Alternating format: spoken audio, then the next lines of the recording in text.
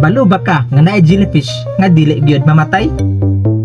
Or like na infinite life? Meet Tritopsis dohrnii or mas nailhan as the immortal jellyfish or dili mamatay. So saan man niya pagka-immortal? Magsugod siya as fertilized egg. Then, mugawas ang murag larva nga gitawag og planula. Ang planula mukapit sa bato or sa seafloor unya mo transform into a polyp or murarag sagbot nga nagtindog. Then gikan sa polyp mugawas ang mga baby jellyfish gamit ang tawag nga budding. Then ang ubang jellyfish mamatay ra like months, year, pero kani nga klase nga jellyfish lahi ra jud ni. Kung ma-stress siya, masamdan, or walay makita nga pagkaon, dili siya mamatay. Mobalik siya sa iyang batanong version or like younger self. Literal nga murasit siya, mo-convert into blob, magitawag nga cyst.